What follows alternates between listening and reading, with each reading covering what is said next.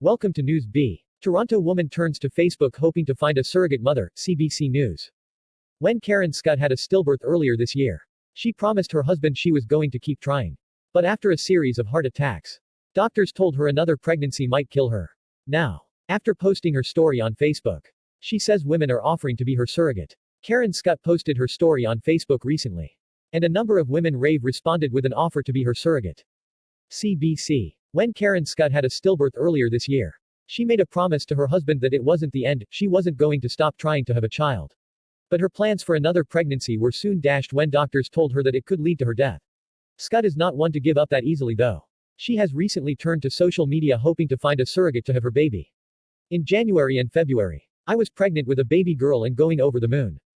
And by mid-June I had 4 heart attacks. My baby girl had died and I was no longer able to potentially have children, Scutt told CBC News. She told her husband driving home the day after the stillbirth, which had happened 6 months into her pregnancy, that she was going to keep trying. I'm not ending my legacy with babies like that. You don't want the last pregnancy you have to be a stillbirth, she said. Scutt, who is unable to conceive normally, had used one of 3 frozen embryos for that unsuccessful try at bringing a child to term. But even as she was grieving the baby, Scutt explained, she was feeling very motivated to just try again. We have 2 other frozen embryos.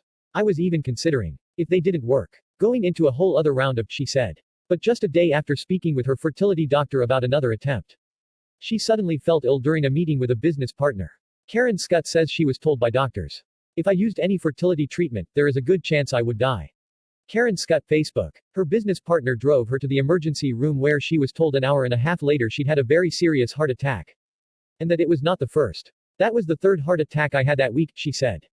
Adding that her doctors believed it happened because of her pregnancy. I was basically told the chance of having pregnant or not was close to 50%. And if I used any fertility treatment, there is a good chance I would die, she said. Scutt said she's hoping to find a surrogate to have her child, someone with whom she can have mutual trust. Someone who really wants to do it for her. It's a big journey. It's a very vulnerable journey. A very emotional journey. But the type of woman who would be a surrogate would be a lovely person. Giving. Sweet, she said. Then I'd get to see that baby come out. Still my baby. Somebody did it for me. And then that's kind of how I end my legacy. Scutt said she posted her story on Facebook recently. And a number of women have offered to be her surrogate. It was crazy overwhelming. Not a negative comment to date. It's so positive. More than I could ever expect, she said. Many of the women who responded spoke about the many miscarriages and stillbirths they've had. And how some women they know and love still talk about the experience decades later. And some have asked to meet with Scutt to discuss granting her wish. In the end, there's no going home with it, Esteban woman says mindset key to being a surrogate mother. I thought it was going to be a needle in a haystack. I was incredibly surprised. Every time I read one my heart swells. My friends have been really great. My family has been really great. So that's helped, and I think my husband. Over everything. He's so positive, she said. I'd like to finish that story.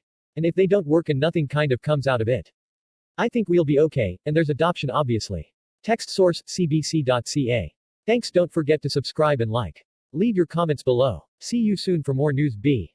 Bye bye.